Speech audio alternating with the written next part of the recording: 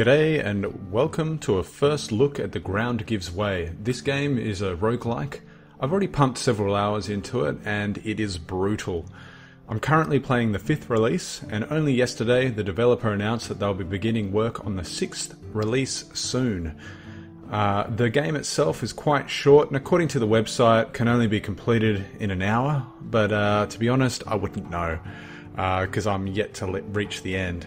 For me, playtime varies from about 5 to 40 minutes depending on the RNG, and I was going to wait before making a video until I got a handle on the game, but instead I've decided to post some of my good runs as I make my way down to the depths of the dungeon.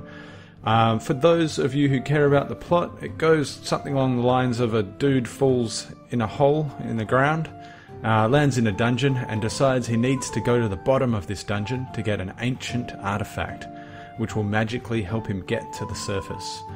Now, I'll be keeping a tally of my attempts, and there'll be a link to the website in the description so that you can sort of play the game as well. So without further ado, let the ground give way. So we're just going to press space and start the game here. There's the one where I was dead. We'll go to the next one. So this is the interface.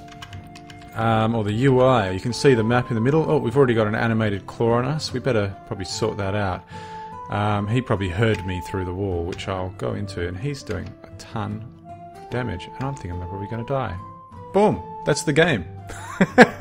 And that's how fair it can be sometimes.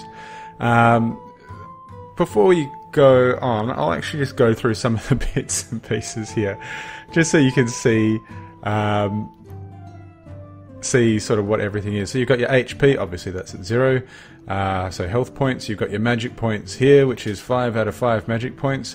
You've got your melee, which is your chance to hit. You can see here I had a pretty low chance of hitting. Let's pop this. Oh, I hit the animated claw. Here we go. So I had a 50% chance of hitting this animated claw, and I managed to hit him once, I think. And let's have a look at him, in fact. Let's see what he does. Examine him closer.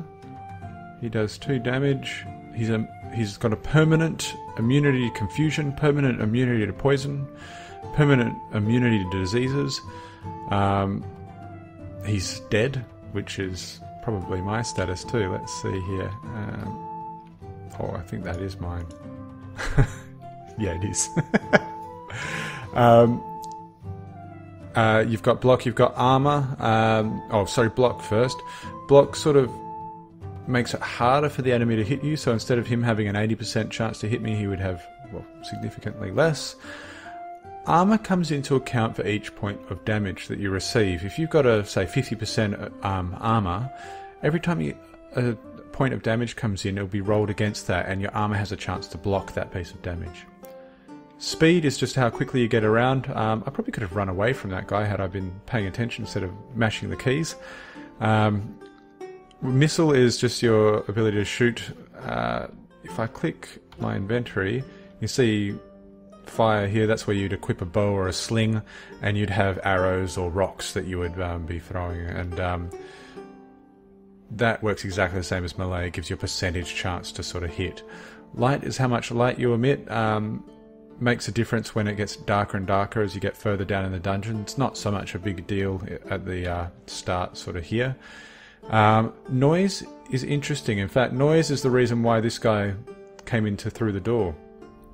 If he was probably sitting around here and I was sort of trudging over, and I was 1, 2, 3, 4, 5. I was under 7 tiles away from him, so he would have heard me, run down, and knocked open the door and taken me out. Not all enemies can actually open doors. This one didn't actually open the door, it just burst it open, but there are enemies like goblins where they'll open and close doors when they're running away from you as well. Food is the most interesting mechanic of the game. It actually gives you, in a sense, a reset of your character. You can only do it when there's no enemies around, and you'll lose one of your points of food, and you can actually replenish that with items that you find, but it'll bring all your stats back up to full. But what it will do is any status effects, sort of positive or negative, will be removed from your character as well. Gold used, you actually do find merchants around in the levels, which is pretty... which will actually...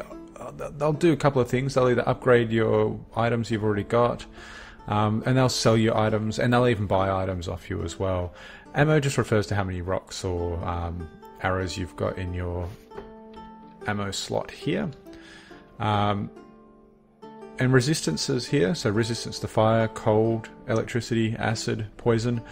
Once again, if you're getting damage by any one of these things, so let's say we were getting damaged by fire, it works the same as armor. So if I'm getting fire damage, and I get say 3 points of damage of fire, and I've got a 50% chance to resist it, each point of that damage will be rolled against that, and you'll get sort of the damage accordingly modified.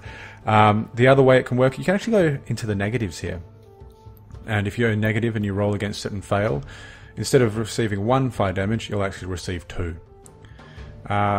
Items, this is what you see on the ground. There's no items here. We can see a monster, which is an animated claw, and you can see all the features. So you've got your stairs up, you've got your open wooden door, you've got just a closed wooden door, your stone wall, and the stone floor, which is what I am standing on.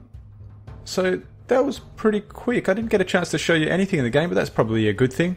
So yeah, here ends attempt 1. Just to reiterate, I'll be keeping a tally of the attempts, and I'll only be posting the noteworthy and interesting ones. I won't post ones like this, hopefully. Yeah, thanks for watching, and see you later.